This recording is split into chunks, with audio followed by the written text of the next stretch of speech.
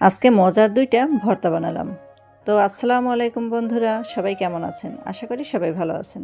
আমিও আপনাদের দোয়ায় আলহামদুলিল্লাহ অনেক ভালো আছি। আমি মিষ্টি কুমড়া রান্নার জন্য কেটে নিতেছি। আজকের মিষ্টি কুমড়াটা মনে হয় মিষ্টি হবে, কারণ কালারটা সবুজ আর এই ছোলাগুলো ভর্তা খাওয়া যায়। আজকে এই ছোলা ভর্তা করব। আমার শাশুড়ি বলেছে মিষ্টি কুমড়ের ছোলা পাতলা করে কাটতে, মিষ্টি কুমড়ের সবুজ অংশটা রাখতে, এতে কুমড়ের কালারটা সুন্দর লাগে, খেতেও বেশ ভালো লাগে। এই যে আমি সবুজ অংশটা হালকা করে রেখেছি আর কুমড়গুলো কেটে নিয়েছি।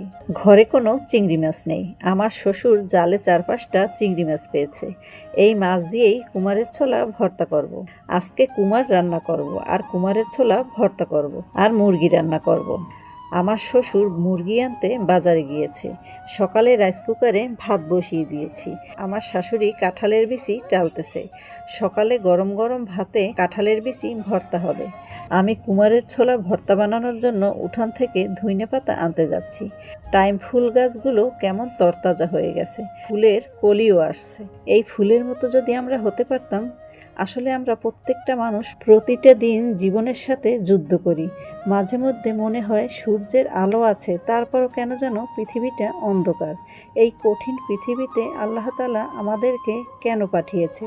আবার সবাই যখন একসাথে হই, আনন্দ উল্লাস করি, স্বামী সন্তান পরিবারের সাথে ভালো সময় কাটাচ্ছি, তখন মনে হয় এর চেয়ে শান্তি পৃথিবীতে আর কোথাও নেই। আসলে সুখী মানুষ হতে বেশি কিছু লাগে না, একটু হাসি আর শান্তিই যথেষ্ট। তাই সবসময় হাসি খুশি থাকার চেষ্টা করি। হাসতে জানলে জীবনটা আরও সহজ হয়ে যায়। গল্প করতে করতে আমার ধইনা পাতা তোলা হয়ে গেছে। আমার শ্বশুর মুরগি নিয়ে চলে আসছে। আমি মিষ্টি কুমড় আর ধইনা পাতা পুকুর থেকে ধুয়ে নিলাম। আমার শাশুড়ি আর আমি কাঁঠালের বিচি খোসা ছাড়িয়ে বিচিগুলো ধুয়ে নিলাম।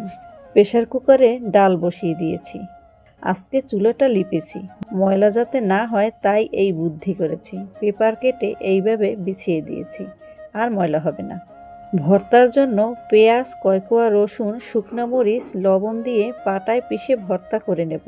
কাঁঠালের বিচি ভর্তা করতে অনেক সময় লাগে এবং বানাতেও অনেক কষ্ট হয়। যাই হোক, আমার ভর্তা বানানো হয়ে গেছে। এবার এখানে মিষ্টি কুমড়ের ছোলা সেদ্ধ করে হালকা তেলে ভেজে নিয়েছি।